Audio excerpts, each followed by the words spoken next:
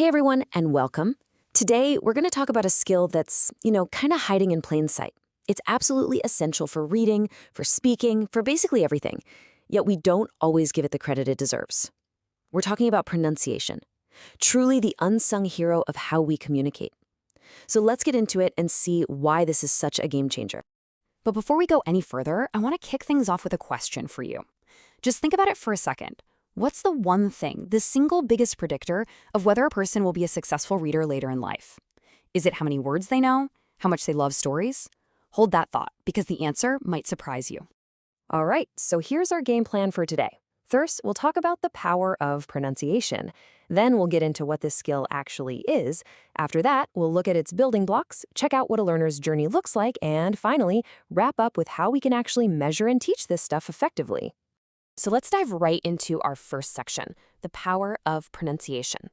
Because before we get into all the nuts and bolts, we really need to understand the why. Why does this one skill matter so much?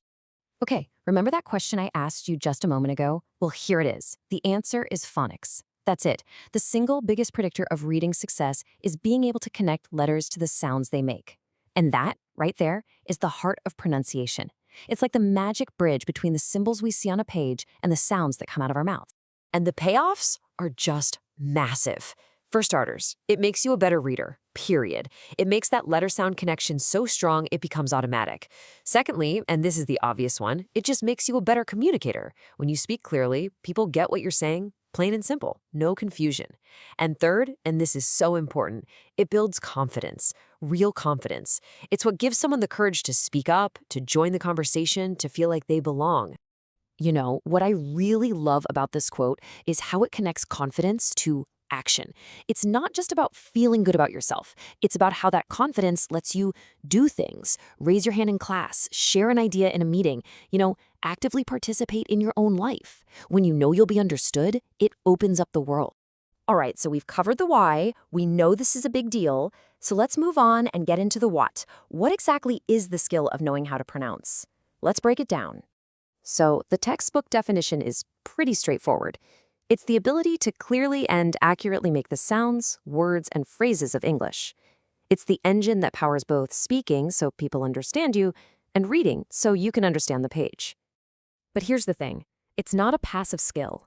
It's an active process with 3 key steps. First, you have to be able to segment.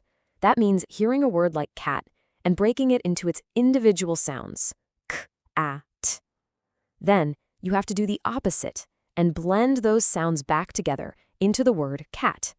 And finally, you have to actually produce that word clearly when you speak. Okay, time for section 3.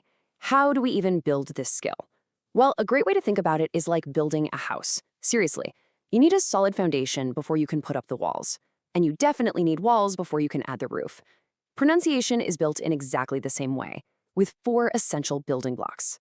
The foundation, block number 1, is something called phonological awareness. Now, this has nothing to do with letters. This is purely about sound. It's the ability to hear, identify, and even play with the individual sounds, or phonemes, in spoken language. It's how your brain knows that cat and cap sound almost the same, but not quite.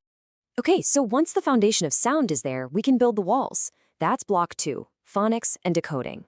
This is where letters come into the picture. It's all about connecting the sounds we hear to the letters we see on the page. It's learning that the letter B makes the bus sound, and that shish makes the sh sound. This is the superpower that lets you look at a brand new word and figure out how to say it. Building right on top of that, we have block 3, word-level pronunciation. This is the part where you're actually saying the words out loud. It means applying all those phonics rules, but it also means mastering all those wild, irregular words that just love to break the rules. Words like the, one, or said. They're tricky because they're often really old words that just do their own thing. And finally, we get to put on the roof. This is block 4, and it's my favorite part. It's the music of language, sometimes called prosody. This isn't about single sounds anymore. It's about rhythm, stress, and intonation. It's the difference between saying, I love this, and I love this. It's how we show excitement, ask questions, or even be sarcastic. It's what makes us sound human. So, now that we have all 4 building blocks, what does it actually look like for someone to learn this? Let's take a look at the path from total beginner to a pro. How does this skill grow over time? You can see the whole journey laid out here pretty clearly. At the beginning level, a learner is just recognizing basic sounds and saying simple words like dog or sun. Then at the developing stage, they can tackle tougher one-syllable words with sounds like sh and sh. By the time they're proficient, they're reading bigger words and starting to use that music of language. And at the advanced level, they're total naturals, handling complex words and even changing their pronunciation to fit the situation. So we get the theory, we see the building blocks, and we understand the journey. But how do we make this happen in the real world? Let's get practical with our final section. How do we actually measure and teach this stuff? Well, on one side, you've got how we measure it. This can be anything from formal reading tests to a teacher just listening to a student talk in class. A cool one here is minimal pair drills, where you ask a student to tell the difference between words that sound really similar, like ship and sheep.